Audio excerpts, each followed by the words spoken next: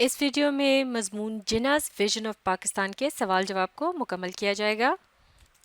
تو چلیے مل کر پڑھتے ہیں اور سمجھنے کی کوشش کرتے ہیں۔ Question number 1، when and where ڈڈ Muhammad Ali Jinnah deliver this speech? یعنی محمد علی جناح نے یہ جو تقریر کی تھی یہ کب اور کہاں کی تھی؟ تو اس کا جواب اس طرح سے لکھیں گے، محمد علی جناح delivered his famous speech on August the 11th 1947، یعنی کہ محمد علی جناح نے یہ جو تقریر ہے یہ مشہور تقریر 11 اگست 1947 میں کی تھی in front of the Constituent Assembly of the newly established state of Pakistan، اور یہ تقریر جو ہے انہوں نے قانون ساز اسمبلی کے سامنے کی جبکہ ریاست پاکستان اس وقت نئی وجود میں آئی تھی۔ Question number 2، what two functions of the Constituent Assembly did Muhammad Ali Jinnah refer to in the beginning of his speech؟ یعنی قانون ساز اسمبلی کے وہ کون سے دو کام ہیں کہ جن کا حوالہ محمد علی جناح نے اپنی تقریر کے شروع میں دیا؟ جواب دیکھتے ہیں۔ تو اس کا جواب دیکھتے ہیں۔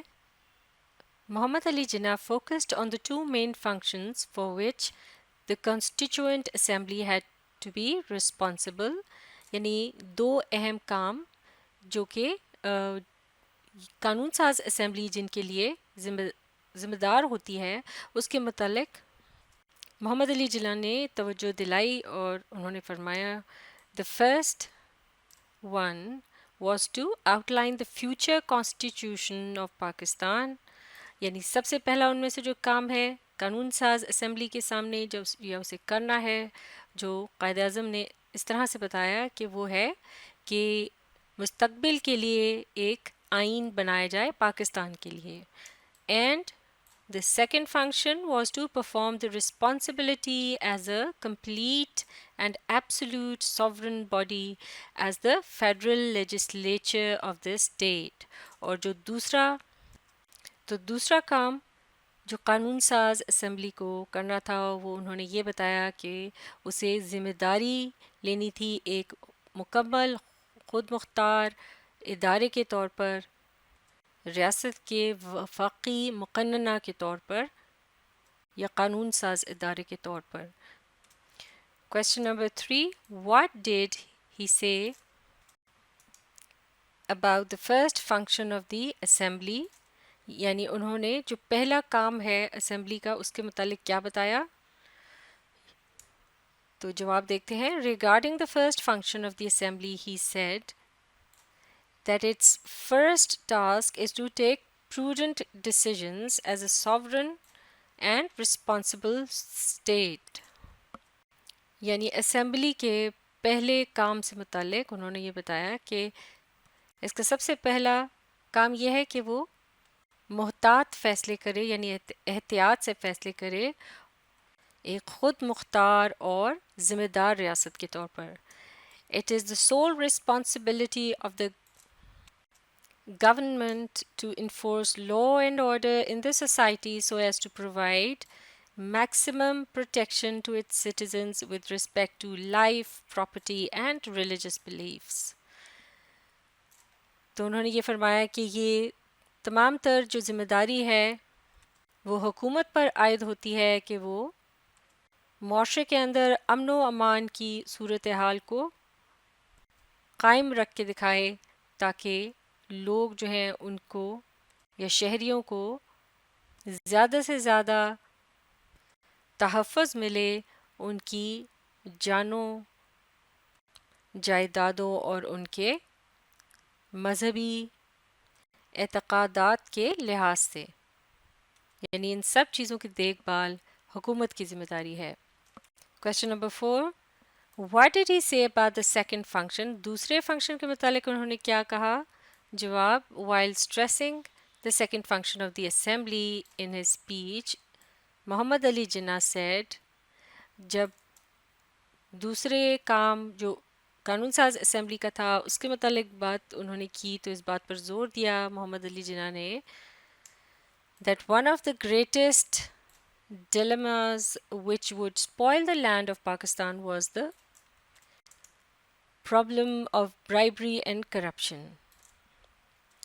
ڈلیما سے مراد ہے المیہ یا مشکل. تو یہاں وہ فرما رہے ہیں محمد علی جناح کہ جو سب سے بڑا المیہ ہے جو کہ پاکستان کی سرزمین کو خرابی کی طرف لے جا سکتا ہے، وہ ہے رشوت خوری اور بدعنوانی کا مسئلہ. آگے پڑھتے ہیں. In order to have a safe and sound environment in the state, we must crush these evils with an iron hand and should not compromise on this issue under any circumstance. اور پھر انہوں نے فرمایا کہ ریاست کے اندر محفوظ ماحول کے لیے ہمیں ان برائیوں کا سر کچلنا ہوگا ایک آہنی ہاتھ کے ساتھ، اور ہمیں ہرگز بھی ان کے ساتھ سمجھوتا نہیں کرنا ہوگا چاہے کیسی بھی صورتحال کیوں نہ ہو. Question number 5. Which legacy does Muhammad Ali Jinnah refer to in his speech? یعنی اپنی تقریر میں محمد علی جناح نے کس ورثے کی طرف اشارہ کیا؟ جواب دیکھتے ہیں.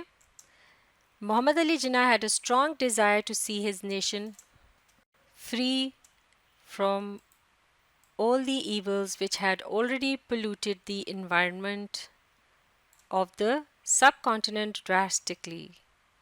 یعنی محمد علی جناح اس بات کی شدید خواہش رکھتے تھے کہ وہ اپنی قوم کو ان تمام برائیوں سے آزاد دیکھ سکیں جنہوں نے اس کے ماحول کو، یعنی بر صغیر کے ماحول کو بری طرح سے آلودہ کر رکھا تھا.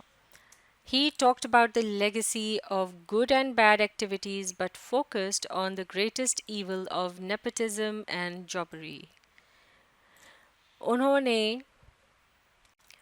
نے کچھ اچھی یا بری باتوں کا جو ورثہ ہمیں ملا ہے اس سے متعلق بات کی، لیکن زیادہ توجہ جو ہے انہوں نے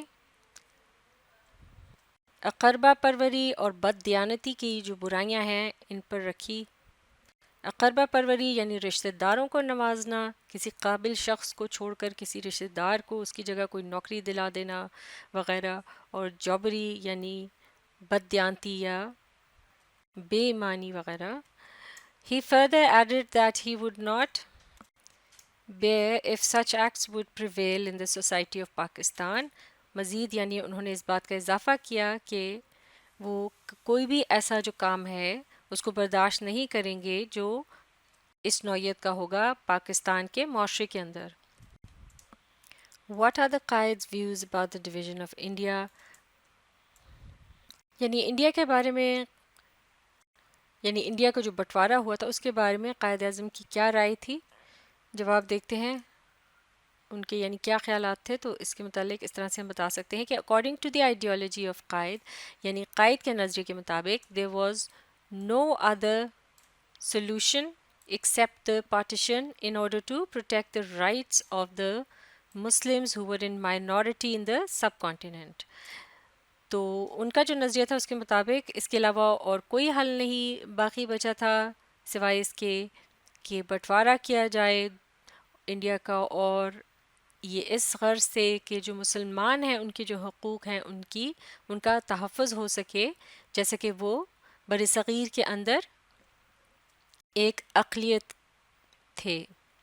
آگے پڑھتے ہیں. He put emphasis on the need for the division of India by saying that it would also be beneficial to India's constitutional problems. اور پھر انہوں نے اسی بات پر مزید زور دینے کے لیے، یعنی یہ جو بٹوارہ ہے انڈیا کا، اس کو صحیح بتانے کے لیے یہ اہم نقطہ بھی پیش کیا کہ یہ دراصل ایسا کرنا جو ہے یہ انڈیا کی جو آئین سازی ہے یا اس میں جو مسائل ہیں اس کے لیے بھی بہت مفید رہے گا. He advocated for the rights of the minorities who were facing intense oppression in United India. انہوں نے وکالت کی اقلیتوں کے حقوق کی جو کہ بہت زیادہ شدید دباؤ کا شکار تھے متحدہ انڈیا کے اندر، تو لہٰذا وہ بٹوارے کے حق میں تھے۔ Question number 7، what does he سے اباؤٹ دا مائنورٹیز، ان کی جو اقلیتیں ہیں ان کے بارے میں کیا رائے تھی؟ تو جواب اس طرح سے ہے کہ محمد علی جناح established his point of view by giving true liberty to the minorities in a sense that they would definitely be free to go to their temples۔ پہلے اس حصے کو دیکھتے ہیں کہ محمد علی جناح نے اپنی جو رائے ہے اس کو اس طرح سے قائم کر کے دکھایا کہ انہوں نے مکمل طور پر یا حقیقی طور پر صحیح معنوں میں آزادی دی اقلیتوں کو، اس لحاظ سے کہ انہوں نے باور کرایا یا بتایا کہ وہ یقینی طور پر آزاد ہیں اپنے مندروں میں وغیرہ میں جانے کے لیے یا عبادت گاہوں میں، اور ٹو ماسکس اور any other place of worship, یا پھر اپنی مسجدوں میں یا جو بھی کوئی ان کی جگہ ہے عبادت کی وہاں وہ جانے کے لیے آزاد ہے مکمل طور پر۔ He asserted that caste, color, creed or religion would never come in the way of the success of Pakistan، اور انہوں نے اس بات پر زور دیا کہ ذات، رنگ اور عقیدہ یا مذہب کبھی بھی پاکستان کی کامیابی کے راستے میں نہیں آئے گا۔ Question number 8، what kind of freedom does Muhammad Ali Jinnah envision for the people of Pakistan in general؟ یعنی محمد علی جناح جو ہیں وہ کس قسم کی آزادی کا تصور رکھتے تھے پاکستان کے لوگوں کے لیے عام طور سے؟ جواب دیکھتے ہیں، محمد علی جناح envisioned for the people of Pakistan freedom۔ اب یہاں اس جملے کو اس طرح سے شروع کیا گیا ہے کہ محمد علی جناح جو ہیں ان کے تصور میں پاکستان کے لوگوں کے لیے جو آزادی تھی اس کا تصور کس طرح سے ہے، تو یہاں اس حصے کو لکھنے کے بعد یہاں کولن کا نشان استعمال کیا گیا ہے۔ اب مختلف جو پوائنٹس ہیں وہ اسی ایک جو لفظ ہے، یعنی جس سے کولن سے پہلے جو لفظ آتا ہے اسی کے ساتھ، یعنی کہ وہ ہر ایک پوائنٹ جو ہے اسے شامل کیا جائے گا، لیکن یہ لفظ بار بار دہرایا نہیں جائے گا۔ تو اس کے لیے یہ طرز انگریزی میں لکھتے وقت اپنائی جاتی ہے کہ اگر آپ نے بہت سے ایسے پوائنٹس لکھنے ہوں کہ جن کے شروع میں یہی لفظ آ رہا ہو تو پہلے اسے لکھ کر اس کے سامنے کولن کا نشان لگائیں گے تاکہ بار بار ریپیٹ نہ کرنا پڑے۔ پھر ایک پوائنٹ جو پہلا ہے اسے لکھ لینے کے بعد سیمی کولن کا اس طرح سے نشان لگایا جاتا ہے، پھر اس کے بعد اگلا پوائنٹ، اور اسی طرح سے، یعنی کہ جب ایک پوائنٹ کو آپ پڑھتے ہیں جیسے کہ مثال کے طور پر freedom from subjugated acts of Hindus and English, اس کے بعد جب اگلا پوائنٹ آئے گا تو یہاں بھی یہی مراد ہے کہ اس سے پہلے یہ لفظ فریڈم لگے گا، freedom to practice religious beliefs, freedom from the evil of bribery and corruption. تو اس طرح سے اسے دہرانے سے بچنے کے لیے یہ طرز جو ہے تحریر استعمال کیا جاتا ہے۔ تو لہٰذا اب ہمیں اسی طرح سے ہی اس کو پڑھنا ہے جیسے یہ لکھا ہے۔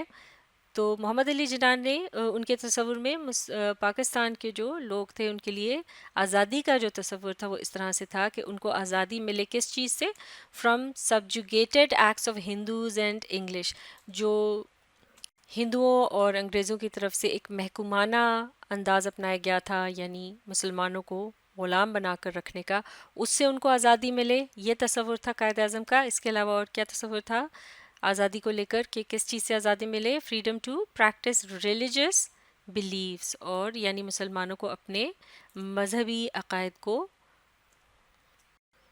کاربند لانے کے لیے، ان پر عمل کرنے کے لیے ان کو آزادی ملے، اور پھر freedom from the evil of bribery and corruption, ان کو آزادی ملے رشوت خوری اور بدعنوانی کی برائیوں سے، freedom to observe law and order, ان کو آزادی ملے امن و امان کے ساتھ رہنے کی، فریڈم فرام نیپوٹزم اینڈ جابری، اقربا پروری اور بددیانتی سے آزادی ملے، freedom from the thought of discriminating people on the basis of caste, color or creed، یعنی آزادی ملے انہیں اس تفریق سے جو لوگوں کے درمیان کی جاتی ہے ان کی ذات، رنگ اور عقیدے کو لے کر، اور freedom to enjoy equal rights, آپ کی جگہ رائٹس، پریویلیجز اینڈ obbligations، اور پھر انہیں یہ آزادی ملے کہ یکساں طور پر انہیں حقوق ملیں، سہولیات میسر ہوں اور یکساں ان پر پابندیاں یا ذمہ داریاں عائد ہوں تو سب پر ایک جیسی ہوں. اور اس کے علاوہ freedom to work in cooperation for the betterment of the country, اور پھر یہ آزادی ملے کہ وہ مل جل کر اپنے ملک کی بہتری کے لیے کام کریں. اور آخر میں یہ فل سٹاپ. تو اس طرح سے یہ جواب مکمل ہو جاتا ہے.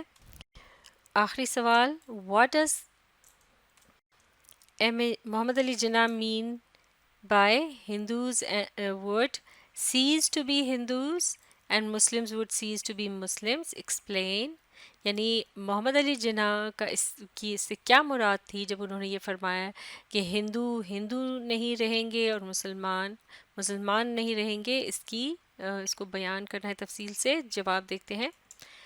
During his speech he said that، یعنی اپنی تقریر کے دوران انہوں نے اس طرح سے فرمایا، Hindus would cease to be Hindus and Muslims would cease to be Muslims, ہندو نہیں رہیں گے اور مسلمان نہیں رہیں گے. By saying this he wanted to make it clear to all the people belonging to any religion or having a difference of opinion.